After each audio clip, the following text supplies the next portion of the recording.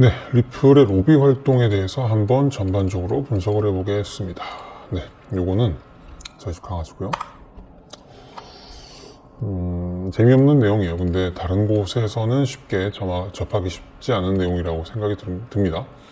우리나라는 로비가 불법이에요. 그죠? 그래서 다들 현금을 뒷돈으로 주지만 미국은 법으로 보장이 되어 있다 보니까 아주 일단 기본적인 내용이 공개가 되어 있어요. 이것도 한번 오픈을 해보도록 하겠습니다.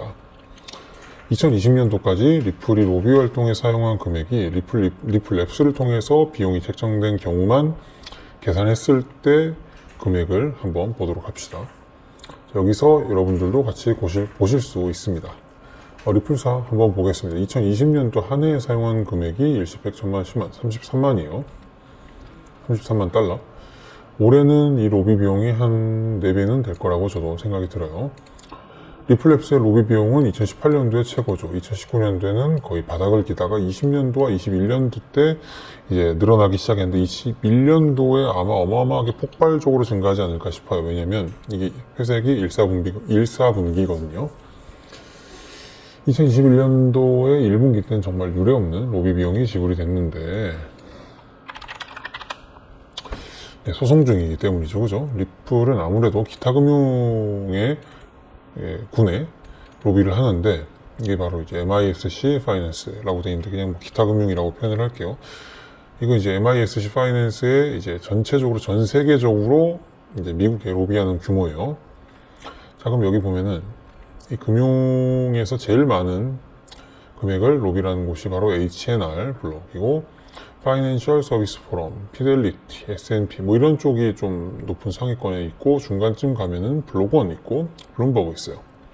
블룸버그는 뭐 잘 아실 테고 블록원 같은 경우에는 41만 달러. 블록원이 어디냐? 바로 이오스 재단의 블록원이에요. 여기서도 로비를 한다는 사실. 재밌죠, 그죠? 얘네들이 나중에 어떤 식으로 사업이 이루어질 거라는 것도 대충 보면 알 수 있을 것 같아요. 여기 좀 더 내리면 리플이 있어요. 리플이 있고 그 위에 벤티지 스코어 솔루션이라는 데가 있는데 아무튼 33만 달러를 하고 있다는 사실. 자, 그리고 윌리엄스 앤 젠슨이라는 곳이 있는데 여기서 리플랩스가 주로 로비를 담당을 하고 있고 그리고 FX 팩터라는 데가 있는데 FX 팩터는 뭐 좀 적은 규모죠. 그죠? 그래서 총 다 합치면 33만 달러인데 여기에 뭐 추가적인 금액이 아마 더 여기에서는 일단 빠져 있어요. 자, 그럼 윌리엄 앤 젠슨이라는 곳을 한번 볼게요. 얘들이 어디냐? 바로 탑 로비스트. 뭐 누구나 다 자기는 다 탑 로비스트라고 하겠죠. 그죠? 여기 보면은 40년 동안 워싱턴의 정치인들 그리고 유명인들과의 인맥을 통해서 정부 법률 사무소에서의 탑 티어급이다 라고 스스로 얘기를 하고 있어요. 그죠? 얘들이 로비하는 곳은 의료법, 퇴직, 세금, 소비자 보호, 항공 뭐 이런 쪽인데 마지막에 보면 금융 서비스가 있어요. 리플이 관심 있어 하는 인사는 보통 이쪽일 것 같아서 지금까지 관계를 유지하고 있을 것 같아요. 텍스, 트레이드, 헬스 이슈, 버젯 이런 건 헬스 이슈까지는 상관이 없지만 FED 버젯이랑 파이낸스 이쪽은 관심 있겠죠, 그죠? 그래서 이쪽을 조금 더 이쪽에 있는 인맥과 인프라를 사용하지 않았을까 싶은데 여기 보면 이제 이 회사 윌리엄 앤 젠슨 이 회사가 현재 화이트하우스 미국 백악관에 활동하고 있는 로비스트가 총 23명이에요. 자, 그럼 23명인데 이 비율이 어떨까가 중요하잖아요. 그죠? 1014개, 대충 1000개의 회사가, 에이전시가 백악관에 직접적으로 로비를 하고 있고 간접은 빠져 있어요. 그리고 활동하는 인물이 대충 900명. 그럼 900명 중에 23명이니까 생각보다 그렇게 아주 적은 규모는 아닌 것 같아요. 그럼 이제 리플 얘기를 조금 더 해봅시다. 우리는 리플이 마치 SEC와도 막 싸우는 것 같지만 실질적으로는 전장이 상당히 넓고 사업 분야도 굉장히 넓습니다. 리플은 현재 5가지 분야에서 점차 두각을 나타낼 예정이고요.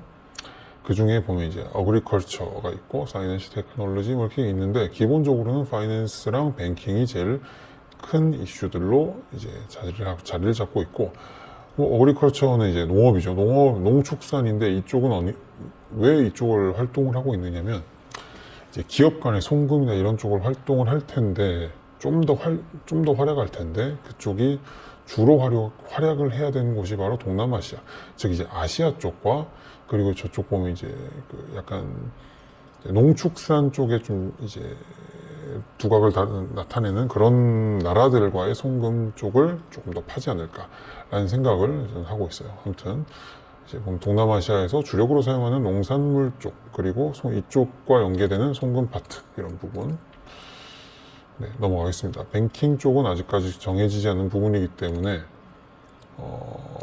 이쪽을 이제 리플사와의 불리한 방향으로 이제 정부 정책이 수립되는 걸 막기 위해서 리플사에서 선행적으로 활동을 하고 있어요. 거기에 대한 내용을 지금부터 한번 소개를 해보겠습니다.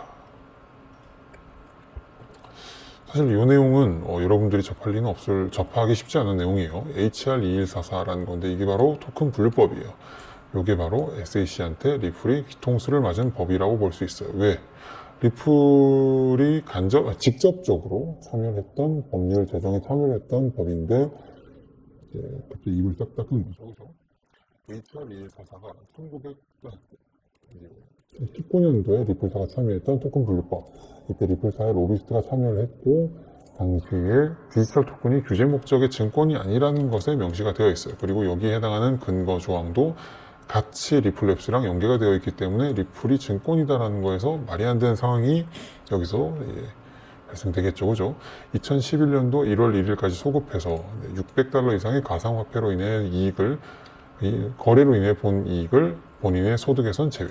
그러니까 이게 소득으로 칠지 안 칠지에 대한 부분을 여기서는 제외를 했죠. 그죠? 2017년 1월 1일까지는. 그리고 여기에 세금 처리에 대한 수정안이 포함되어 있지만 이 내용은 뭐 저희랑 상관없는 부분이니까 패스하겠습니다.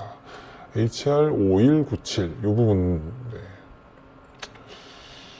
자 볼게요. 주식 이 부분에 대한 것도 스테이블 코인에 대한 내용인데 스테이블 코인이 나중에 리플사가 분명히 낼 거라고 저는 믿고 있습니다. 왜냐하면 이쪽과 관련돼서 여러 가지 로비를 한 조항들이 많아요. 그래서 일단은 지금 만약에 스테이블까지 넣고 그걸 갖다가 송금에 같이 껴버리면 아마 꽤 문제가 될 거예요. 그렇기 때문에 일단은 리플이 약간의 변동성이 있는 가치를 저장해서 송금하는 그런 식으로 될 것 같아요. 그게 아마 스파크를 통해서 스파크가 리플과 결합돼서 하나의 스테이블 코인처럼 나중에 뭔가를 찍어낼 것 같은데 이거는 제가 나중에 설명을 더 드려보겠습니다. 언젠간 리플이 분명히 스테이블 코인을 낼 거예요.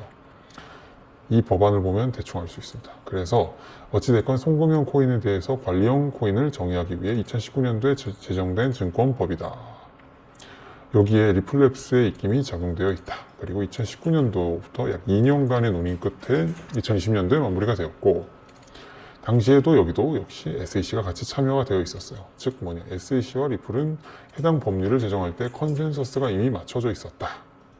그리고 마지막으로 이제 이거 HR 8373이에요. 지금 시간이 얼마나 됐나? 자, 아무튼 여기 있는 내용도 좀 복잡한 내용인데 보면은 디지털 상품 거래소, 즉 코인 거래소의 규제와 등록 방법에 대한 부분인데 상품 선물 거래 위원회의 감독을 받고 이 위원회에 대한 부분 나중에 조금 더 설명을 드릴게요. 이것도 사실 파고 들어가면 진짜 복잡하고 리플이 여기서도 뒤통수를 또 한 번 맞은 게 나오거든요. 자, 등록 조건이나 판매에 대한 부분도 여기서 구체적으로 다뤄졌고 여기에 당연히 리플사와 SAC가 같이 들어가 있고요. 여기에 보면은 자 이제 토큰으로 들어가면 안 되는 애들이라던가 예외 규정이 들어가 있어요. 아무튼 뭐 너무 딥하면 재미없고 그러니까 이런 식으로 해서 미국 정부에 오픈을 하게 되어 있어요. 로비를 어떤 식으로 해왔고 뭐 이런 부분들을 이제 규정에 맞춰서 리플사가 항상 오픈을 하도록 되어 있습니다. 이걸 원래 오픈을 할까 말까를 되게 고민을 했었는데 생방에서는 사실 먼저 한번 생 오픈을 했고 요거를 위해서 OK 사인을 받아서 한번 동영상으로 만들었습니다.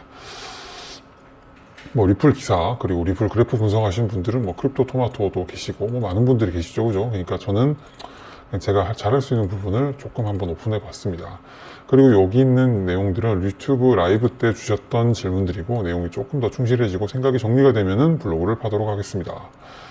여기 보시면 안녕님께서 CTO가 물량을 엄청나게 가지고 있는데 전 CTO가 계속 파니까 속상하죠. 그죠? 저도 속상합니다. 여기에 대한 부분 어떻게 생각할까요? 뭐 그냥 사실 요것도 더 딥하게 다시 얘기를 해보겠지만 뭐 기분 나쁘고 짜증이 나죠.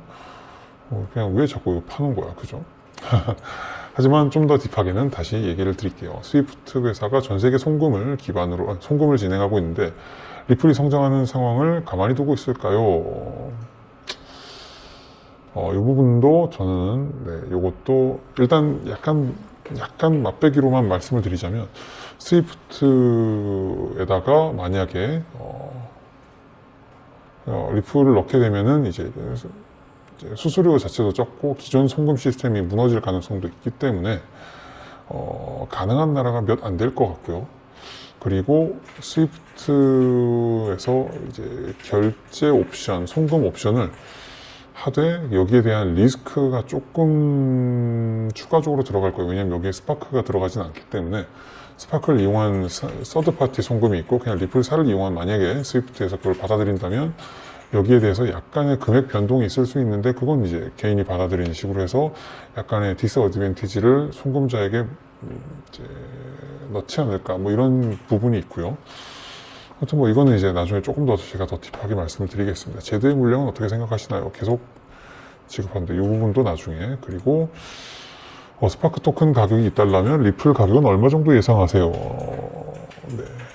이것도 사실은 스파크의 백서에 보면 나옵니다만 이것도 제가 좀 더 딥하게는 다시 말씀을 드릴게요. 스파크는 진짜 제가 꼭 한번 딥하게 다뤄보고 싶어요. 이거는 자, 스파크가 있으면 스위프트를 정말 이렇게 쳐버릴 수 있겠다는 생각은 들지만 하지만 기존 금융 시스템들이 사용하는 은행 시스템을 쓸 수 있다는 건 굉장히 큰 장점이기 때문에 너무 뒤통수를 때리진 않겠죠, 그죠? 이거는 일단 저희 회사의 매수 매도 프로그램이고 이제 실제로 마진 트레이딩 하시는 분들에게 추천하는 프로그램입니다. 매수 매도를 누르게 되면 급등 급락을 할 때 이렇게 맞춰서 매수 매도가 들어가고 이렇게 스프레드로 들어가기 때문에 만약에 여기에 대해서 급등 급락이 크게 일어났을 때 리스크도 상대적으로 적게 질 수 있습니다. 클릭하시면 들어갈 수 있고요. 리플의 로비 활동. 이 내용을 했을 때 과연 얼마나 많은 분들이 여기에 대해서 궁금해 하실지 좀 약간 의문이긴 한데, 요새 느끼는 게, 저희 우리나라에 들어오는 기사의 질이나 양이 생각보다 되게 좁고, 번역에 치중되어 있다는 생각이 들어서, 한번 이런 걸 한번 오픈해 봤습니다. 사실 이 내용들은 여러분들이 몰라서 그렇지, 재단들은 다 받고 있는 내용들이고요. 저도 어디에는 저도 이제 이런 내용을 갖다 분석을 해서 리포트로 제공을 하고 있습니다. 근데 좀 뭐랄까 정보의 불균등이라고 해야 되나 이런 부분도 좀 저는 좀 나쁘게 생각을 해서 한번 이런 부분도 여러분들도 신경을 써줄 수 있으면 좋겠다. 약간 이런 부분 뭐 가능하다면. 뭐 그렇습니다. 저도 이제 뭐 시간적으로나 뭐 여러 가지 뭐 제가 권한에서 벗어나는 일이 아니면 한번 최대한 오픈을 해보도록 하겠습니다. 여기까지